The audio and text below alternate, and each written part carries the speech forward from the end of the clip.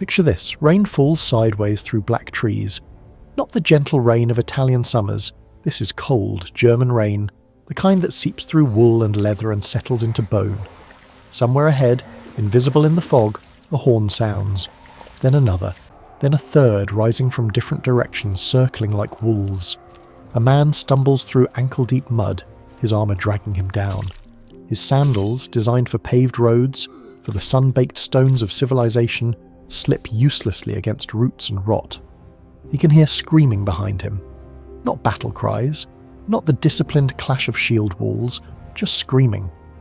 The sound men make when they're being butchered like livestock. He doesn't turn around. The trees here grow so thick that even at midday the light barely penetrates. Branches claw at faces, at arms, at the standards carried by men who can no longer remember why standards matter. The air smells of wet earth and copper, blood mixing with rain, pooling in the ruts carved by wagon wheels. A spear punches through the fog and takes the man ahead clean through the throat. He drops without a sound. The soldier keeps moving. His legs burn. His chest heaves. His hand grips a gladius he hasn't had time to swing. Behind him, 18,000 men are dying. They came here as conquerors, the mightiest army the ancient world had ever produced. 3 full legions, the 17th, 18th and 19th, plus auxiliary cavalry, support troops, camp followers, merchants, slaves. A moving city of Roman power marching through territory Rome had already claimed as its own. Now that city is being dismembered piece by piece, in a forest with no name that will soon be known throughout the empire as the place where Roman invincibility died. The soldier doesn't know it yet, but he's one of the lucky ones. He'll escape. He'll make it back to the Rhine, delirious with fever and missing 3 fingers to frostbite. He'll tell his story to officers who won't believe him, then to senators who will demand his silence. And then he'll drink himself to death within 2 years, because some men survive battles only to lose the war with memory. But here, now, in the mud and the screaming and the endless grey rain, he knows only one thing. Someone betrayed them. Someone led them here deliberately. Someone they trusted. The man who did this walks among them still, or did, until the killing started. A tall Germanic warrior with Roman citizenship papers and a Roman military rank. A man who ate at their tables, trained with their soldiers, learned their tactics from the inside. His name is Arminius, and the general who trusted him completely, who ignored every warning, who marched 3 legions into a trap so perfect it seems designed by malevolent gods. That man sits somewhere in this chaos, watching his career and his legions and his life collapse around him. His name is Publius Quinctilius Varus, governor of Germania, friend of Augustus Caesar himself, a man who believed so completely in Roman superiority that he couldn't imagine a barbarian prince capable of such elaborate deception. He was wrong. Historians still debate whether Varus was simply arrogant or genuinely incompetent, whether he ignored warnings out of pride, or whether Arminius's deception was simply too sophisticated to detect. The sources conflict. Some paint Varus as a fool. Others suggest he was deliberately undermined by political enemies in Rome who wanted him to fail. What the sources agree on is this. In September of 9 AD, Rome lost 3 legions in 3 days. Nearly 20,000 men vanished into the Germanic forests. The eagle standards, the sacred symbols of Roman military honour, were captured by tribes Rome had dismissed as primitive savages. And when news reached Augustus in Rome, the emperor reportedly wandered the halls of his palace for months afterward, beating his head against the walls and crying out, "Quintilius Varus, give me back my legions." The legions never came back. The question that haunted Rome then, and haunts historians now, is simple. How does an empire that conquered the known world lose 3 legions to forest ambush? How does a military machine that crushed Carthage and Egypt and Greece get outmaneuvered by tribes without cities, without written language, without anything Rome recognised as civilization? The answer begins not in the forest, but years earlier, with a boy torn from his homeland and raised to become Rome's perfect weapon. A weapon that would eventually turn in Rome's hand. The smell of smoke reached the camp before the messenger did. Publius Quinctilius Varus stood on the wooden ramparts of his summer headquarters, watching distant columns of black smoke rise from a Germanic village 3 miles east. The smoke meant resistance. Resistance meant crucifixion. This was the arithmetic of empire. He was 53 years old in the summer of 7 AD. when he first arrived in Germania as its new governor. A patrician's patrician, great-nephew to Augustus through marriage, former governor of Africa and Syria, a man whose career had been built on administrative competence rather than military glory. His face had grown soft with decades of banquet food.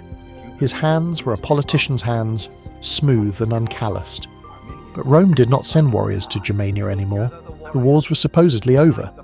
Drusus and Tiberius had broken the tribes years earlier, pushed the frontier to the Elbe, established a network of forts and roads that would, in theory, transform these howling forests into another Roman province. What Rome needed now was a governor who could civilize, and Varus believed he was exactly that man. He had done it before. In Syria, he'd crushed a Jewish revolt with such brutality that 2,000 rebels ended up crucified along the roads to Jerusalem. In Africa, he'd squeezed taxes from Berber chieftains who'd resisted Roman collectors for generations. He understood that civilization was not a gift, it was an imposition. You civilize people by making the alternative unbearable. The Germanic tribes, he reasoned, were no different from any other barbarians he'd broken. They simply needed to learn the cost of defiance. They burned another tax collector, his aide reported, climbing the ramparts. The Cherusci village near the river bend, nailed him to a tree and built the fire beneath him. Varus didn't flinch. Send a cohort, burn the village, crucify the headman and his sons, leave the bodies for the crows. And the women? The children? Sell them, apply the proceeds to the tax deficit. This was how empire worked. Violence as accounting, terror as administration. But Varus made a mistake that would cost him everything. He assumed the Germanic tribes experienced Roman power the same way he experienced it. As inevitable, as irresistible, as simply the way the world worked. He couldn't imagine that his tax collectors and his crucifixions and his casual brutality were planting seeds of hatred in soil he didn't understand. The Germanic peoples had no cities, no written laws, no temples that Romans would recognize as proper religion. To Roman eyes, they were barely human, forest-dwelling savages who painted themselves for battle and worshipped trees. What Varus couldn't see was the sophistication hidden beneath the surface. These tribes had social structures older than Rome itself. They had warrior traditions that valued death in battle above all other honours. They had collective memories of independence that stretched back centuries before the first Roman sandal touched Germanic soil. And they had princes, young men from noble families who'd been taken to Rome as hostages, insurance policies to keep their tribes compliant. These princes were educated in Latin, trained in Roman military tactics, given citizenship and sometimes even military rank. Rome believed it was creating loyal allies, Germanicized Romans who would return to their homelands and spread civilization like a benevolent infection. Rome believed wrong. Historians still debate whether this hostage system was fundamentally flawed from the beginning, or whether it simply failed in this particular case. The evidence suggests both. Rome had successfully Romanized hostage princes before, men who returned home genuinely converted to Roman ways, who built Roman-style towns and enforced Roman-style laws. But the system assumed something dangerous, that exposure to Roman power would inspire admiration rather than resentment, that a prince forced to watch his people conquered would learn to love his conquerors rather than study their weaknesses. Varus had met several of these Romanized princes during his time in Germania. He found them useful, translators, intermediaries, sources of intelligence about tribal politics. He invited them to his table, discussed philosophy with them, treated them as junior colleagues in the great project of civilization. One of them visited more often than the others, a tall young man with watchful eyes and perfect Latin, a man who'd served with distinction in the Roman auxiliary cavalry, suppressing rebellions in Pannonia, a man Augustus himself had honoured with equestrian rank. His Germanic name was Arminius. The Romans called him Hermann sometimes, domesticating even his identity. Varus liked him enormously. Here was proof that the civilizing mission worked. A barbarian prince transformed into a Roman gentleman. When Arminius offered tactical advice about tribal movements, Varus listened. When Arminius suggested patrol routes, Varus approved them. When Arminius smiled and poured wine and made clever observations about Ovid's poetry, Varus saw a success story. He never saw the hatred coiled behind those watchful eyes. He never imagined that every dinner, every conversation, Every shared cup of wine was reconnaissance. That season, Varus ordered 47 crucifixions, collected taxes from 36 villages, and burned 11 settlements that resisted. He wrote to Augustus reporting excellent progress in the pacification of Germania. The letters were still in transit when Arminius began sending secret messages to tribal chieftains across the region. The trap was already being built. 3 days passed, then 5, then a week of silence while Arminius rode between tribal camps, wearing 2 faces with perfect ease. He had been a child when the Romans took him, 7 years old, or perhaps 9, the sources differ, when Roman soldiers burned his village and his father Segumirus knelt before Drusus, offering his sons as hostages in exchange for peace. Arminius remembered the smell of that day, smoke from the burning grain stores, blood from the warriors who'd tried to resist, the acrid scent of fear sweat on his father's skin. He remembered being lifted onto a horse by a Roman cavalryman who spoke words he couldn't understand. He remembered his mother screaming. He remembered the long ride south, every mile taking him further from everything he knew. Rome swallowed him whole. The city itself was a kind of violence. He'd never seen buildings taller than trees, never seen so many people compressed into such noise and chaos. The stench of the Tiber in summer, the roar of crowds at the chariot races, the impossible scale of temples built to gods he'd never heard of, all of it designed to teach one lesson. Your world is small. Ours is everything. They gave him tutors, Latin first, then Greek, philosophy, rhetoric, military history. They dressed him in Roman clothes and cut his hair in Roman style, and taught him to recline at table rather than sit. They corrected his accent until no trace of Germanic gutturals remained. They made him, in every visible way, Roman. But inside, in the spaces no tutor could reach, something else was growing. He watched, he listened, he learned. He learned that Rome was not invincible. In his military history lessons, he memorized the disasters. Cannae, where Hannibal slaughtered 50,000 legionaries in a single afternoon. Caere, where Parthian horse archers annihilated Crassus and captured Roman eagles. The Germanic wars themselves, where Drusus had died in a riding accident, and Roman advances had stalled repeatedly against tribal resistance. Rome could bleed. Rome could lose. Rome could be outthought by enemies who understood its weaknesses. At 17, Arminius was enrolled in the auxiliary cavalry, the non-citizen units that supported the legions. He fought in Pannonia during the Great Revolt of 6 AD, commanding Germanic horsemen against other Germanic peoples who dared resist Roman expansion. He was good at it. Historians still debate whether Arminius's Roman military service was genuine loyalty or careful preparation, whether he truly believed in Rome during those years, or whether he was already cataloguing weaknesses for future use. The evidence suggests both might be true. Humans are capable of holding contradictory beliefs, especially humans raised between 2 worlds. What's certain is that he excelled. His commanders praised his tactical instincts, his courage in battle, his ability to inspire tribal auxiliaries who might otherwise resent serving Rome. He was promoted. He was decorated. Augustus himself granted him equestrian rank, a status that placed him among Rome's second higher social class. The barbarian hostage had become a Roman knight. And then, sometime around 7 AD, he returned home. The man who rode into Germania was not the child who'd been carried out. He was 25 years old, fluent in 3 languages, trained in the finest military traditions the world had ever produced. He knew how legions marched, how they made camp, how they fought in formation, and how that formation could be broken. He knew their strengths: discipline, engineering, logistics, the ability to absorb casualties and keep fighting. He knew their weaknesses: rigidity, overconfidence, dependence on roads and open terrain. He knew exactly how to kill them. But something happened when he saw his homeland again. The forest that had seemed so dark in childhood memory now felt like sanctuary. The villages that Roman maps marked as pacified were full of people who still spoke the old language, still worshipped the old gods, still remembered what freedom tasted like, and they were suffering. Roman taxation wasn't just economic, it was humiliation designed to break tribal identity. Chiefs who'd ruled for generations were now required to kneel before Roman administrators half their age. Sacred groves were cut down to build roads. Warriors were forbidden to carry weapons outside their homes.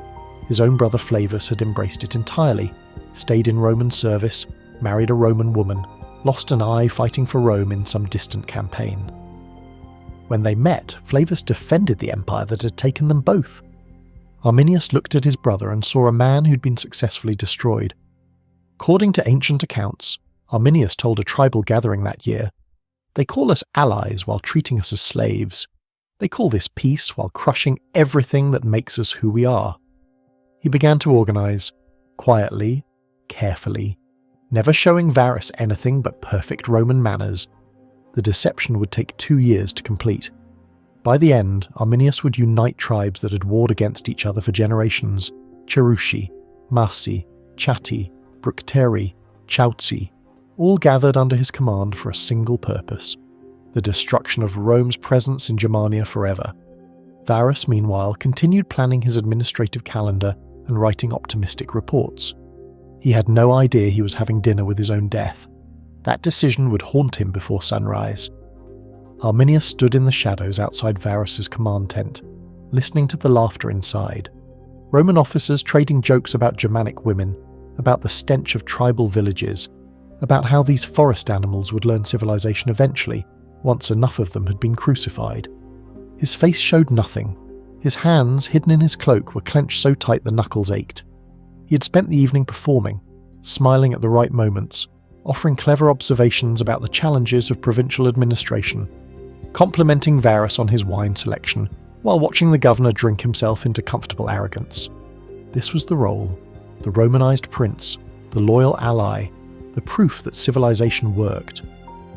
But something was changing inside him, something that made the mask heavier each time he wore it. It had started with the executions. 3 weeks earlier, Varus had ordered a Germanic elder crucified for refusing to reveal the location of a tribal weapons cache. The man was 60 years old, a respected voice in his community, someone Arminius had known since childhood. They'd made Arminius watch. A test of loyalty, perhaps, or simply Roman thoughtlessness, assuming their Germanic ally would appreciate the lesson being taught. The old man had taken 2 days to die. Crucifixion was designed that way. Not quick death, but slow suffocation, the body's weight gradually making breathing impossible. The sounds he made changed over those 2 days. Screaming first, then moaning, then a wet rattling that seemed to go on forever. Arminius had stood with the Roman officers, his face arranged in appropriate solemnity. Inside, something snapped clean. He had known, intellectually, what Rome did to subject peoples. He had participated in it during the Pannonian campaign. He had justified it as the price of order, the necessary cruelty that made civilization possible. But watching it done to his own people, to a man who had told him stories by firelight when he was a child, burned away the justifications. The Romans were not civilizers, they were destroyers who called their destruction civilization, and he had helped them do it. Historians still debate whether Arminius's transformation was sudden or gradual, whether there was a single moment of revelation or a slow accumulation of grievances. The ancient sources written by Romans tend to portray him as inherently treacherous, a barbarian who could never truly be trusted. But the simpler explanation might be this: Arminius changed his mind. He looked at what Rome was doing to his people, at what Rome had done to him, and he chose a different path. The problem was choosing without being detected. Varus trusted him.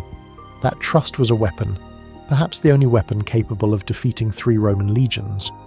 But it required constant maintenance. Every dinner, every council meeting, every casual conversation was a performance where a single wrong word could mean death. Arminius began testing the limits, small things first, suggesting patrol routes that led through difficult terrain, recommending campsites that would be hard to defend, offering intelligence about tribal movements that was technically accurate but missing crucial details. Varus accepted everything without question. The Roman governor had made the most dangerous assumption possible, that Arminius thought like a Roman, that citizenship and education and military rank had genuinely transformed a Germanic prince into a Roman gentleman. He couldn't imagine that anyone would choose forest barbarism over Roman civilization. The idea was literally unthinkable. Meanwhile, Arminius was sending messengers to tribal chieftains across Germania. The conversations were careful, layered with deniability. He didn't propose rebellion directly. That would have been suicidal given how many chiefs had relatives serving as Roman hostages. Instead, he asked questions. What would it take to unite the tribes? What would make resistance possible? What were the Romans planning next? The answers came back slowly. Most chiefs were skeptical. The tribes had fought Rome before and lost. They'd watched Drusus and Tiberius crush every organised resistance. They'd learned that Roman retaliation was worse than Roman rule, but some were listening. The Cherisci elders, Arminius' own tribe, remembered independence. The Marsi, whose sacred groves had been burned, wanted revenge more than safety. The Chatti, still smarting from military defeats, saw opportunity in Roman complacency. Arminius wove them together with promises and strategy. We cannot fight them on open ground, he explained. We cannot meet their formations in pitched battle, but we can choose the ground. We can choose the moment. We can make them fight our kind of war. And I know how they think. I know how they march. I know their weaknesses from the inside. The alliance was fragile. Tribes that had raided each other for generations, united only by shared hatred. It could shatter at any moment. But it held, and Varus, still writing optimistic reports to Augustus, had no idea the ground beneath him was already hollowed out. While Arminius smiled at Roman banquets, his uncle was trying to save the legions. Segestes was older than his nephew, more cautious, more afraid. He had watched Rome crush resistance across Germania and concluded that survival meant collaboration. His daughter, Thusnelda, was promised to Arminius in marriage, a political alliance between two powerful Cherisci families, but the relationship between uncle and nephew had soured into something like mutual contempt. They represented opposite responses to Roman power.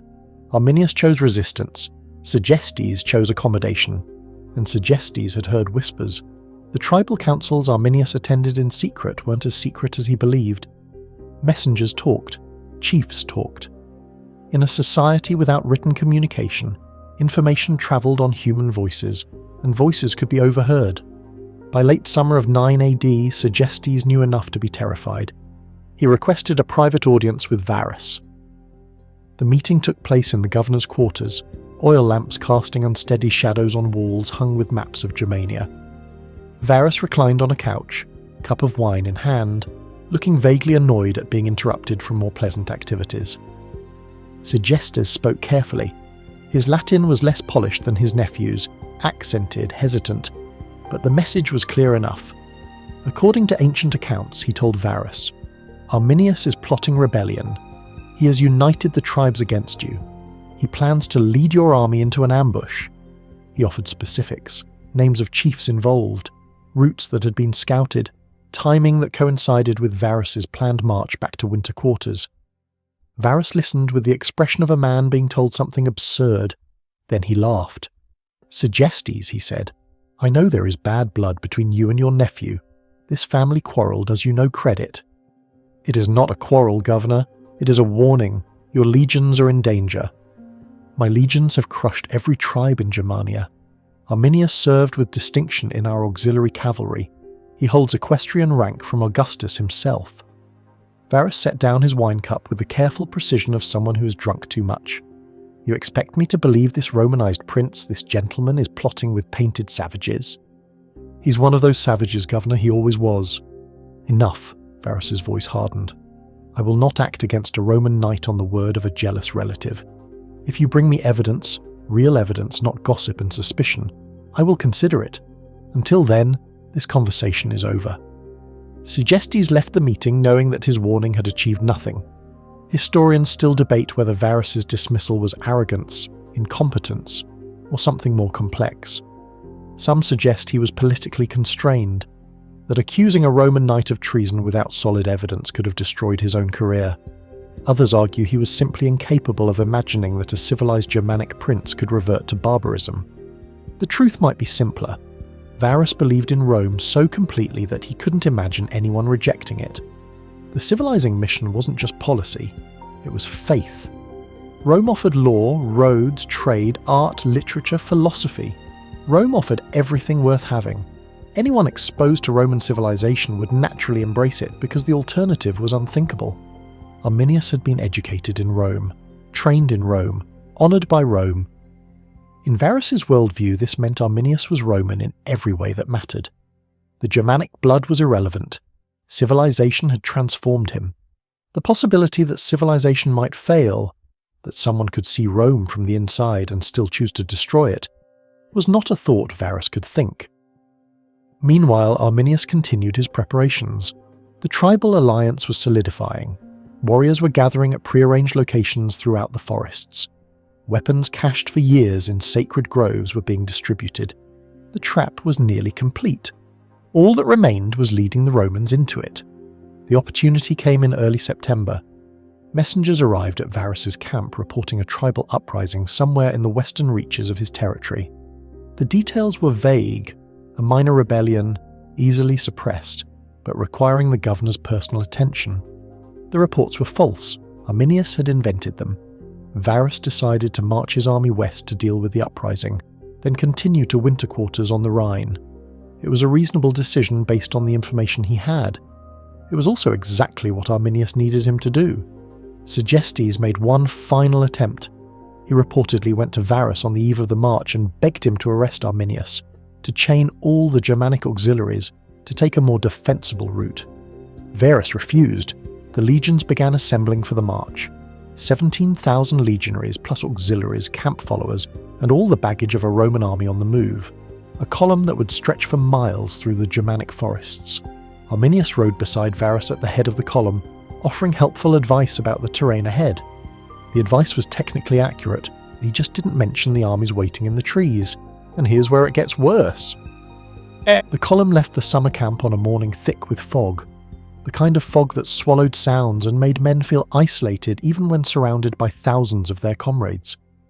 The air tasted of moisture and decay, the forest exhaling the rot of 1,000 autumns.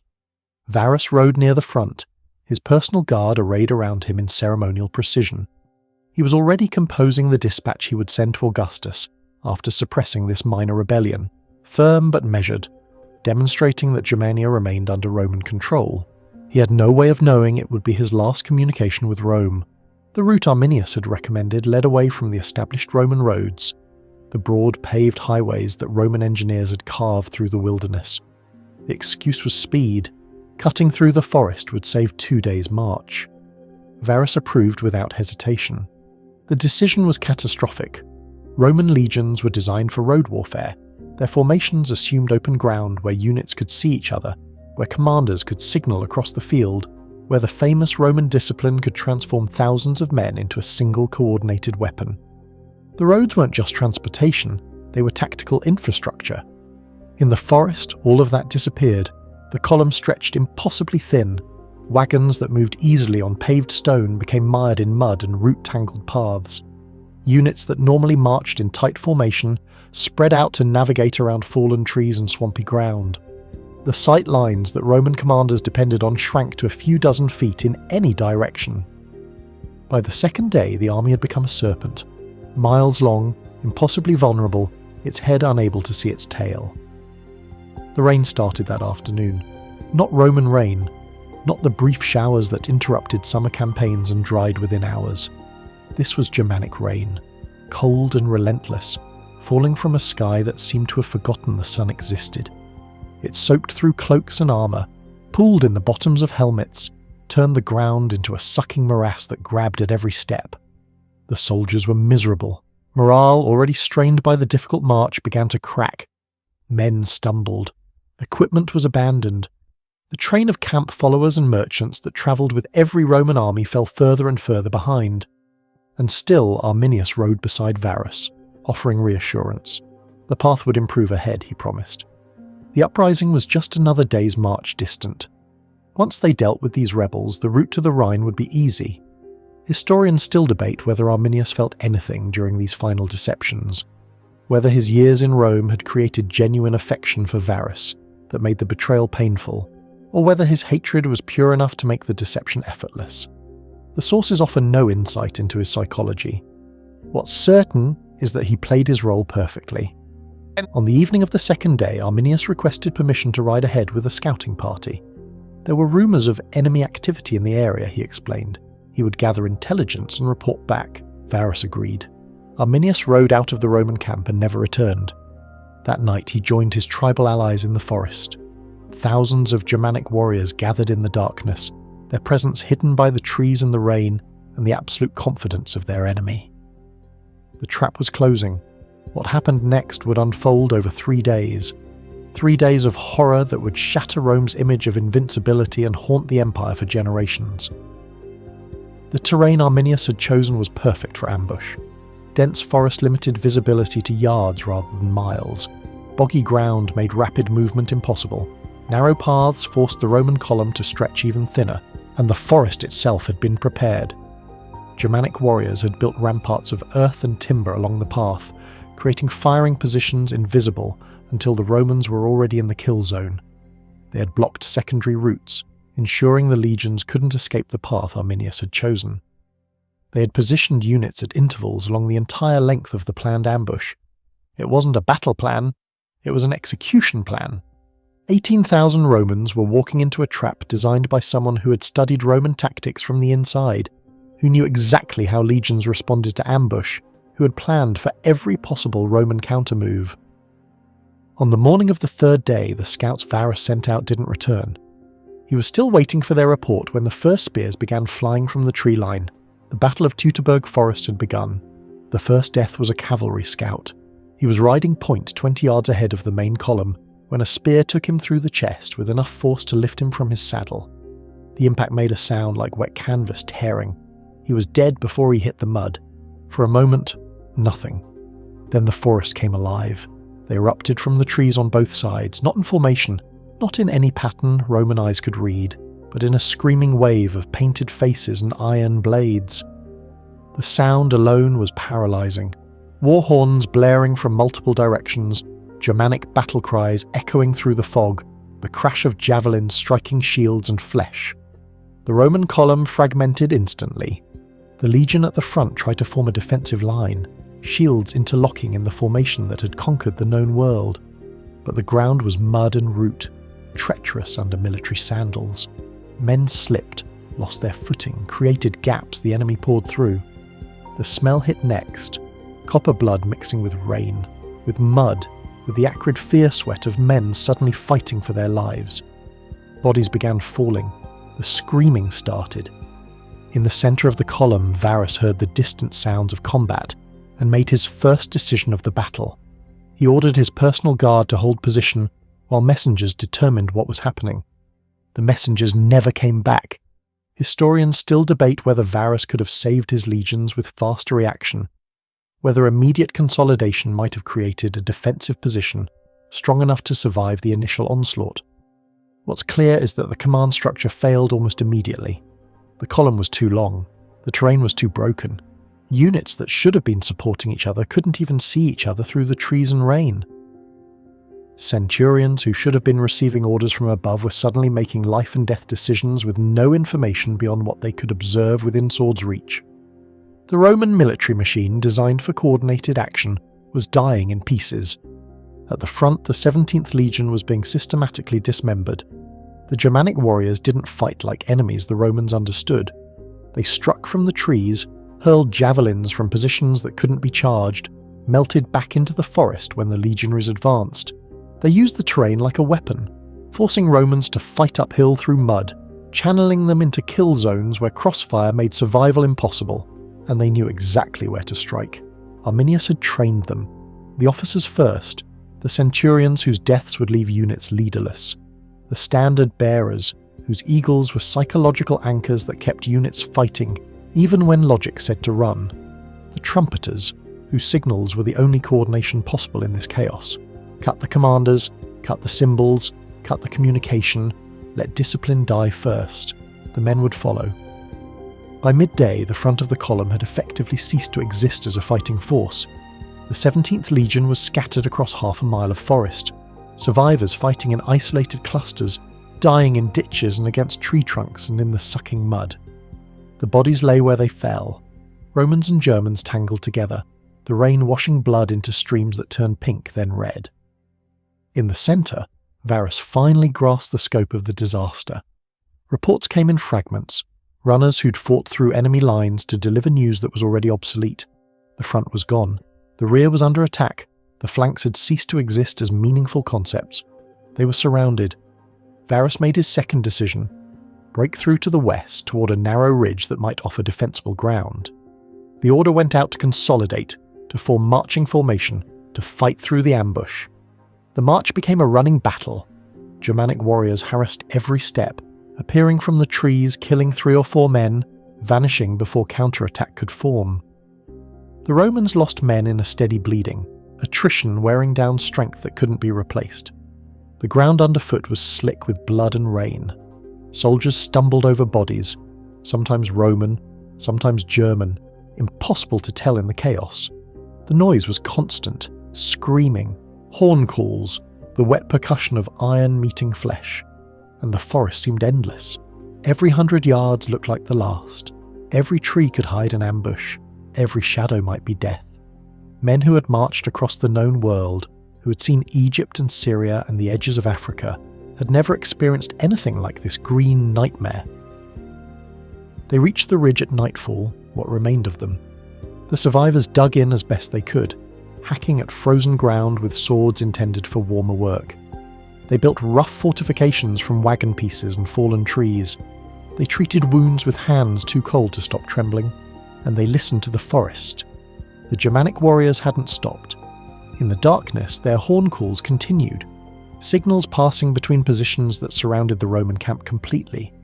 Occasionally, screaming in the distance marked the death of soldiers who'd become separated from the main force. No one slept. The first day had cost the Romans nearly 6,000 men. Tomorrow would be worse. Dawn arrived grey and cold, the sun somewhere above clouds that seemed to press down like a burial shroud. The Romans who'd survived the night looked like men already dead. Faces pale with exhaustion, eyes hollow, armour mud-caked and blood-stained. Some had lost their weapons during yesterday's chaos. Some had wounds they'd been too shocked to notice, now stiffening with dried blood. Varus gathered his senior officers, those who'd survived, in a council that had nothing good to discuss. The situation was impossible. They were surrounded, outnumbered in effective combat strength, trapped in terrain that nullified every Roman advantage. The supply wagons were gone, captured or destroyed in yesterday's ambush. Food would last perhaps 2 more days. Water was the rain itself, collected in helmets and cupped hands. The only option was to fight through, reach the Rhine, 40 miles west, where Roman fortifications might offer salvation. The march resumed at first light. It was butchery. The Germanic warriors had spent the night repositioning. They lined the path ahead with fresh ambush points, earthen ramparts where archers and javelin throwers waited in layered firing positions. They'd collapsed trees across the narrow trails, creating obstacles that forced the Roman column to slow, to bunch up, to become perfect targets. Every 100 yards cost lives. Historians still debate whether Arminius personally directed the slaughter, or whether his war chiefs operated independently after the initial ambush. What's clear is that the tactical approach remained consistent. Harassment, attrition, the steady grinding down of Roman strength through attacks that couldn't be answered. The legions couldn't charge positions hidden in dense forest. They couldn't form the shield walls that made Roman infantry devastating in open battle. They could only march forward, shields raised against missiles they couldn't see coming, dying in 1s and 2s and 10s. The physical reality of ancient combat was worse than any modern account can convey. A spear through the belly didn't mean quick death. It meant hours of agony, intestines punctured, infection inevitable. A sword wound to the leg meant collapse into mud, meant trampling by panicked comrades, meant lying helpless while enemies finished the work. A crushed skull from a Germanic club meant family in Rome would never know exactly how the end came. The dying took all day. By afternoon, the 18th Legion had effectively ceased to exist as a unit. Its eagle standard, the sacred symbol that represented Rome's honour, was being carried by a cluster of survivors too small to be called a cohort. The men fought not from discipline anymore, but from the simple knowledge that surrender meant worse death. The Germanic tribes didn't take Roman prisoners, or rather, they took them, but not for slavery. Roman captives were sacrifices for Germanic gods. The rituals varied by tribe, but the outcomes were consistent. Slow deaths involving fire, water, blood, and the kind of horror that made fighting to exhaustion seem merciful. The Romans knew this. They'd found the sacrificial groves. They'd seen what remained of captured soldiers from earlier campaigns. The knowledge made surrender unthinkable, so they kept marching, kept dying. Varus moved through the chaos like a man in a fever dream. His personal guard had shrunk from hundreds to dozens, casualties mounting every hour. He'd taken a wound to his arm, not serious but bleeding, the bandage soaked through and useless in the rain. The governor who'd written confident reports to Augustus was gone. In his place was something diminished, hollow, a man watching everything he'd built and believed collapse around him. According to fragmentary accounts, Varus spoke to his surviving officers that evening. His words were not recorded precisely, but their meaning was clear. The legions were finished. The question was no longer victory, but merely how many might escape to tell what happened. The third night was the worst. Germanic warriors infiltrated the Roman perimeter, killing sentries silently, dragging men into darkness. The survivors huddled in shrinking defensive circles, jumping at every sound, fighting shadows until exhaustion forced unconscious collapse. Those who slept had nightmares. Those who stayed awake wished they could sleep. The rain continued. The cold deepened. The forest pressed in from every direction, patient and hungry, a darkness that seemed to breathe. Somewhere in that night, Varus made his final decision. He would not be captured. He would not be sacrificed to Germanic gods. He would not be paraded before the tribes who'd served Rome and now watched Rome die. The Roman governor of Germania fell on his own sword sometime before dawn. His personal guard buried him hastily, a shallow grave, unmarked, somewhere in forest that would swallow every trace. The man who'd dismissed warnings and trusted the wrong prince and led 3 legions to destruction was gone. The legions, what remained of them, were on their own. The battle is over. The real tragedy is just beginning. On the morning of the third day, the Roman army ceased to exist as a coherent force. The survivors had fragmented into clusters, some trying to fight west toward the Rhine, others making last stands where the terrain offered any advantage, still others simply running, discipline finally shattered, animal survival overriding everything they'd ever been taught. The Germanic warriors hunted them down group by group. There was no mercy and no quarter. The tribes remembered Roman crucifixions, Roman taxation, Roman arrogance. They remembered children sold into slavery and sacred groves burned, and chiefs humiliated before foreign administrators. 3 days of victory hadn't satisfied the hatred, it had unleashed it. The killing continued until there was no one left to kill. Historians still debate whether the final Roman casualties numbered 15,000, 17,000, or the full 18,000. The precision impossible, the records destroyed along with the men they documented. What's certain is that 3 Roman legions, the 17th, 18th, and 19th, were annihilated so completely that Rome never reconstituted their numbers. The 17th, 18th, and 19th Legion never existed again. Their designations were retired, considered cursed, too poisoned by disaster to ever be used for new units. For the rest of Roman history, those numbers meant Teutoburg. Those numbers meant failure. But the physical destruction, horrifying as it was, mattered less to Rome than what the Germanic warriors captured. The eagles. Each Roman legion carried an eagle standard, a golden aquila mounted on a pole, surrounded by religious significance that bordered on the mystical. The eagle was the legion's soul. It represented Jupiter himself, the king of gods, blessing Roman conquest with divine authority. Legionaries swore oaths to the eagle. They defended it with their lives. Its capture meant not just military defeat, but spiritual catastrophe. All 3 eagles fell at Teutoburg. The 17th eagle was taken when its remaining defenders were overwhelmed in the final massacre. The 18th disappeared somewhere in the chaos of the second day, perhaps captured, perhaps buried by dying men hoping to preserve it from desecration. The 19th was personally carried by its last aquilifer until a Germanic spear found his chest. 3 eagles, 3 legions worth of divine blessing now in enemy hands. The news would devastate Rome more than any casualty count could. The aftermath in the forest was a vision from underworld mythology. Bodies lay everywhere, in ditches, against trees, floating face down in swampy pools. The rain had stopped by the third afternoon, leaving a grey stillness that seemed to press down on the landscape. Germanic warriors moved through the carnage, collecting weapons, stripping armour, finishing any Roman still breathing.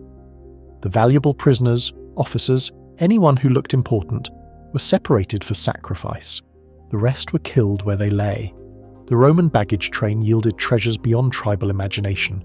Silver coins by the thousands, fine wines intended for officers' tables, silk clothing, delicate pottery, the accumulated luxury of an imperial command. The Germanic warriors divided according to custom, arguments occasionally erupting over particularly valuable finds. And then there were the survivors. Some Romans had escaped. Not many, perhaps a few hundred out of 18,000, but enough to carry word back to the Rhine fortifications. They arrived in states ranging from wounded to catatonic, their reports fragmentary and contradictory, their trauma visible in eyes that wouldn't focus on the present. One survivor, according to the later accounts, couldn't stop talking. He described the ambush in relentless detail. The first spears, the screaming, the endless forest, the faces of men he'd known dying in the mud. He talked for hours, then days, then weeks. Eventually they stopped listening. Another survivor never spoke again. He'd been a centurion, a career soldier with 20 years' service, a man whose voice had commanded hundreds. After Teutoburg, that voice went silent. He lived another decade, they said, but never uttered another word. Arminius himself walked the battlefield when the killing was done. What he saw was his life's work made manifest. Roman power broken, Roman arrogance punished, Roman claims to civilization exposed as fraud. The man who'd eaten at Roman tables and worn Roman honours and played the Roman game had won. But victory is a complex thing. According to accounts that may or may not be accurate, Arminius found Varus's grave. The Germanic warriors had discovered it, exhumed the body, taken the head as trophy. Arminius looked at what remained of the governor who trusted him completely, and then he ordered the head sent to Rome, a message for Augustus, a promise of what awaited any Roman who tried again. The forest settled into silence. The bodies began to rot. The rain, when it returned, washed the blood into streams that flowed toward rivers that flowed toward the sea. 3 legions had marched into Germania. None marched out. The smell of smoke reached Rome before the messenger did. Not literal smoke, but the smell of disaster carries on rumour, and rumour travelled faster than any horse. By the time official reports reached Augustus, the emperor had already heard whispers. Something had gone wrong in Germania, something catastrophic. The confirmation arrived in late September or early October of 9 AD. Augustus was in his 70s now, an old man by Roman standards, his body failing even as his mind remained sharp. He had built an empire from the ruins of civil war, transformed a republic into an autocracy, extended Roman power to the edges of the known world. He had outlived rivals, enemies, and even heirs, his chosen successors dying one after another until only Tiberius, his stepson, remained. He had believed, in those final years, that the empire was secure, that the military machine he'd perfected could never be broken. Teutoburg shattered that belief. According to the historian Suetonius, writing a century later, Augustus's reaction to the news was extreme. He tore his clothes in grief, beat his head against the walls, let his beard grow in mourning. For months afterward he wandered the palace crying out, "Quintilius Varus, give me back my legions." The legions were beyond giving back. They existed now only as ghosts, names on recruitment rolls that would never be filled again, numbers retired in shame, memories that survivors carried like wounds that wouldn't heal. But Augustus's grief was more than personal, it was strategic. Rome had lost armies before. Cannae had been worse, numerically, 50,000 dead in a single afternoon. The Cimbrian Wars had produced disasters nearly as complete. Yet Rome had recovered, rebuilt, eventually triumphed. This was different. Historians still debate whether Teutoburg truly changed Roman strategic thinking, or whether it simply accelerated existing trends.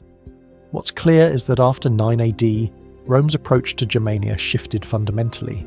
The dream of conquest, of pushing the frontier to the Elbe and beyond, died with Varus's legions. Augustus immediately ordered defensive preparations that bordered on panic. Legions were recalled from other provinces. The Rhine frontier was reinforced with every available unit. Plans for Germanic expansion were cancelled, their architects quietly reassigned or ignored. The emperor also ordered Tiberius to Germania with emergency powers. Tiberius was competent in ways Varus hadn't been. Cautious, methodical, experienced in the grinding reality of frontier warfare. He spent the next several years stabilizing the Rhine line, conducting punitive raids into Germanic territory, avoiding any campaign that might produce another Teutoburg. But he never tried to reconquer what had been lost. The territory between the Rhine and the Elbe, supposedly Roman, mapped and taxed and administered, reverted to tribal control.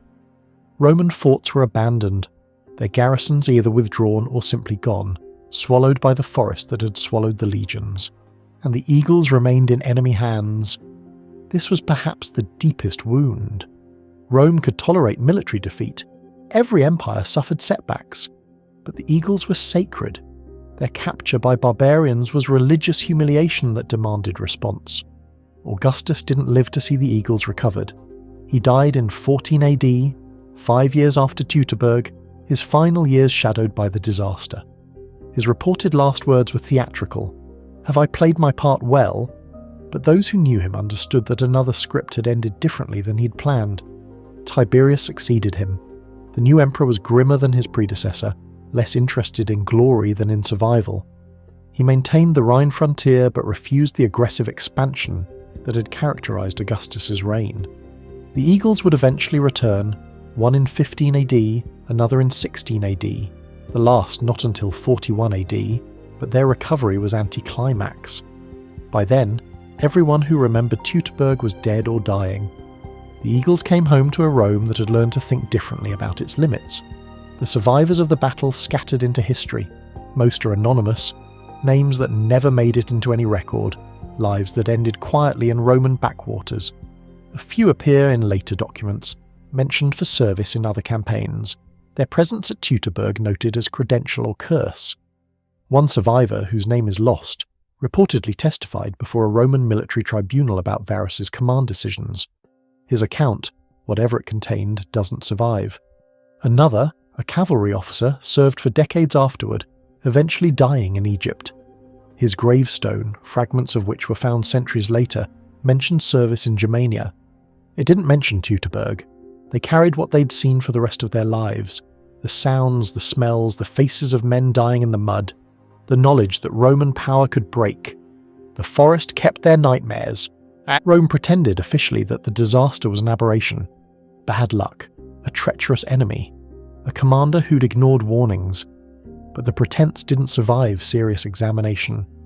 Rome had met something it couldn't conquer, and it had lost. Victory creates enemies faster than defeat ever did. Arminius stood at the height of his power in the years following Teutoburg.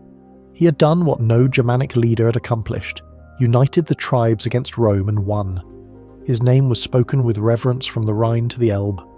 Warriors who'd doubted his scheme now celebrated his genius.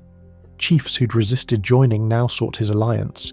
He was, for a brief historical moment, the king of Germania without a crown. But crowns create problems, and Arminius' success was already generating the forces that would destroy him. The tribal coalition he'd built was never stable. It had held together through shared hatred of Rome, through the momentum of impending battle, through Arminius' personal charisma and tactical brilliance. Once the common enemy was defeated, once there were no more Roman legions to slaughter, the old divisions began reasserting themselves. The Chersii expected dominance. The Marsi demanded greater share of captured treasure. The Chatti resented Chersii leadership. The Bructeri had territorial grievances that predated Roman arrival and would outlast Roman memory. Arminius tried to hold it together through force of personality, through the prestige of his victory, through promises of future campaigns against Roman interests. But he was fighting against centuries of tribal rivalry, with only years of shared triumph. And then Rome returned. Not in conquest, Tiberius had abandoned that dream, but in punishment. Roman generals led expeditions across the Rhine in 14, 15 and 16 AD, burning villages, massacring populations, recovering the captured eagles. The campaigns weren't meant to reconquer Germania. They were meant to hurt it. Germanicus, Tiberius's nephew and adopted son, commanded these expeditions. He was everything Varus hadn't been: aggressive, tactically sophisticated, willing to learn from the Teutoburg disaster. His forces moved in concentrated columns, avoided the deep forests, fought only on ground of their choosing. Historians still debate whether Germanicus could have conquered Germania if Tiberius had permitted it. Some argue he was on the verge of decisive victory when recalled. Others suggest his campaigns were achieving nothing beyond expensive revenge. What's certain is that Arminius lost several engagements during these years. Not catastrophically, his forces survived to fight again, but enough to damage his reputation. The undefeated champion was suddenly a leader who could be beaten. His own family became his enemies. His uncle Segestes, the same man who'd warned Varus, had never accepted Arminius's path. After Teutoburg, Segestes had effectively become a Roman collaborator, providing intelligence and support to punitive expeditions. He'd also reclaimed his daughter the Snelda, Arminius's wife, and handed her over to the Romans as prize. Thus Snelda was pregnant when captured. She gave birth to a son in Roman custody, Arminius's child, raised as a Roman, eventually trained as a gladiator and killed in the arena. The father never saw the son. The son never knew the father. The cruelty was Roman and deliberate. They took his wife, took his heir, and made sure Arminius knew they had done it. Meanwhile, Arminius's brother Flavus remained loyal to Rome. The two brothers reportedly met during one of Germanicus's campaigns, shouting at each other across a river, each accusing the other of betrayal. Flavus had lost an eye in Roman service. He defended the empire that had blinded him, family against family, brother against brother. Arminius's position continued eroding. The tribal chiefs who'd followed him to Teutoburg began drifting away. Some made separate peace with Rome.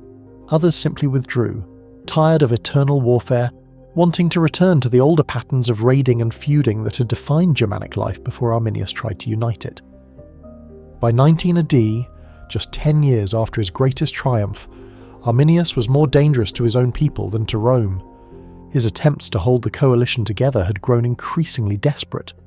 According to Roman sources, which are biased but not necessarily wrong, he began demanding powers that the tribal system couldn't grant. He wanted permanent command, unified authority, something resembling kingship. The tribes had followed him to destroy Roman tyranny. They weren't interested in replacing it with Germanic tyranny. And so the same coalition that had killed Varus began planning to kill Arminius. Not from hatred, some of them anyway, from political calculation. Arminius was becoming an obstacle to the tribal freedoms he'd once championed. His death would restore the old order, the familiar chaos, the independence that Germanic peoples valued above any unity. The irony was perfect and terrible. Arminius had liberated his people from Rome. Now his people would liberate themselves from him. The man who'd trusted no Roman would be betrayed by the Germans who'd called him saviour. History was about to repeat itself with different victims. The conspiracy that killed Arminius left no detailed record, only the fact of his death and the hands that accomplished it. Sometime in 21 AD, 12 years after Teutoburg, Arminius died at the hands of his own relatives. The sources don't agree on specifics. Tacitus, the Roman historian whose account is most complete, says only that Arminius was killed by kinsmen who opposed his grasp at royal power. Whether it was assassination or ambush, poison or blade, daylight murder or nighttime treachery, none of this survives. He was 37 years old, perhaps younger. The location of his death is unknown. The location of his burial is unknown. No monument marked his grave. No shrine commemorated his victory. The Germanic peoples he'd liberated let him disappear into the same forest that had swallowed his Roman enemies. Historians still debate whether Arminius's death was tragedy or inevitability, whether a leader who could unite the tribes for war could ever have held them together in peace. The evidence suggests the latter. Germanic society wasn't built for the kind of centralized authority Arminius seemed to want. The same fierce independence that made the tribes terrifying in battle made them impossible to govern. He had won a victory too large for his world to contain. The tribal coalition he'd built dissolved immediately after his death. The Cherusci returned to their internal rivalries. The Marcianchati resumed their traditional enmity. The united Germania that had destroyed 3 Roman legions fragmented back into the quarrelling chaos that had preceded Arminius's rise. Rome, watching from across the Rhine, drew obvious conclusions. The tribes could win battles. They couldn't build kingdoms. Their strength was their weakness. The same disunity that made them impossible to conquer made them incapable of conquering others. Rome could accept this stalemate. Time was on Rome's side, and the frontier stabilised along the Rhine and Danube, boundaries that would define Roman power for centuries. The Germanic forests remained unconquered, but they also remained fragmented, their people too busy fighting each other to threaten Roman territories. This was, perhaps, Arminius's final legacy. He proved that Rome could be beaten, but also proved that beating Rome wasn't enough. The forest kept its secrets. The bones of 3 legions rotted in the Teutoburg mud for years, then decades. Roman expeditions occasionally found the remains. Germanicus reportedly discovered the massacre site in 15 AD, his soldiers weeping at the scattered skeletons, the broken weapons, the skulls nailed to trees as trophies. They built a burial mound for the dead. The Germanic tribes tore it down afterward. The precise location of the battle was lost within a generation. Roman maps showed Germania as vague territory, its details uncertain, its forests unmarked by the roads that defined civilized space. The Teutoburg was somewhere in there, everyone knew that, but where exactly, no one could say. For nearly 2,000 years, the battlefield remained hidden. Then, in 1987, a British amateur archaeologist with a metal detector found Roman coins near Kalkries, a town in northern Germany. Further excavation revealed weapons, armour, bones, the unmistakable debris of ancient slaughter. The Teutoburg had been found. The archaeology confirmed the ancient accounts. 3 legions worth of equipment scattered across miles of forest and bog, mass graves containing mixed Roman and Germanic remains. The physical evidence of a disaster that had echoed through Roman history. The Germans, meanwhile, had their own relationship with Arminius. In the 19th century, during the rise of German nationalism, Arminius was resurrected as a national hero. A massive statue, the Hermannsdenkmal, was erected in the Teutoburg forest, depicting Arminius with sword raised triumphantly. The inscription identified him as the liberator of Germany, the man who prevented Roman conquest of Germanic lands. The Nazis inevitably adopted him. The man who'd fought Roman imperialism became a symbol of Germanic racial superiority, his victory transformed into propaganda for ideology he couldn't have imagined.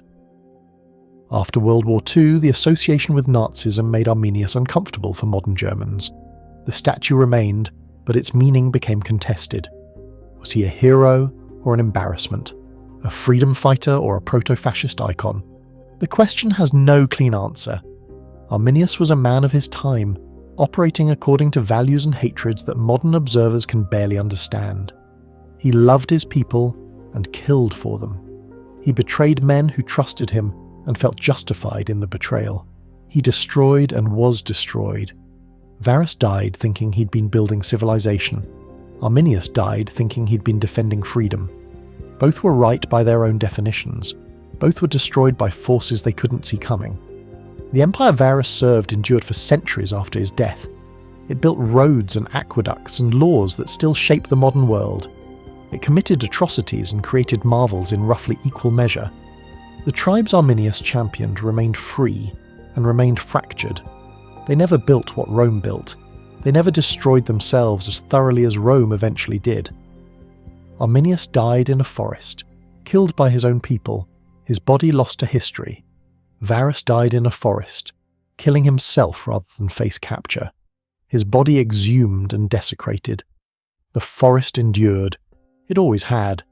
It swallowed legions and liberators alike, keeping its secrets in the mud and the roots and the endless grey rain. Rome remembered Teutoburg as disaster. Germania forgot Arminius as inconvenient. History remembers the battle, it forgot the price.